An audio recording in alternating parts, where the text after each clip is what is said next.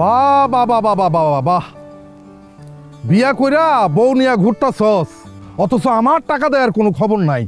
আপনার টাকা দেই নাই মানে? এটা কেমন কথা কইলেন আমজাদ ভাই? আপনার কাছ থেকে যে আমার আব্বা ব্যবসা করার জন্য 2 লাখ টাকা নিছিল, সেই টাকা তো কবে দিয়ে দিচ্ছে? আরে যেই টাকাটা দিছে ওটা তো আসল, আর টাকা নিয়ে যায় যে 1 বছর ধরে ঘুরাইছে, সেই সুদের টাকা দেয়া লাগবো না? আচ্ছা, তুই নাকি তোর বাপের আর বড় ভাইরে কইছস সুদের টাকা না দিতে? হ্যাঁ কইছি, কারণ সুদ দেয়া নেয়া দুইটাই হারাম। আরে তোর লাগে হারাম, কিন্তু ভাইরে আমার লাগে তো হারাম না, আমার লাগে আরাম। এটা আমার ধান্দা, এটা আমার ব্যবসা। তোর বাপ আর বড় ভাইরে যেহেতু বলছস সুদের টাকা না দিতে, এখন সুদের টাকা দিবি তুই। 1 বছরে আমার 2 লাখ টাকা সুদ আসছে 50,000 টাকা। এখন দে 50,000 টাকা দে। আমি কোনো সুদের টাকা দিতে পারবো না। তাছাড়া টাকা নেওয়ার সময় তো আপনি বলেন নাই যে সুদের টাকা দিতে হইব। আরে আমি কে? আমি সুদখোর, সুদখোর আমজাদ।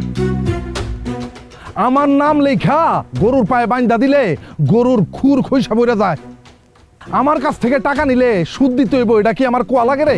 হ্যাঁ, এখন দে, তুই আমার সুদের টাকা দে, 50,000 টাকা দে, নাইলে কিন্তু অবস্থা খুব খারাপ হয়ে যাবে, কয়ে দিলাম। তাই কি খারাপ হইব?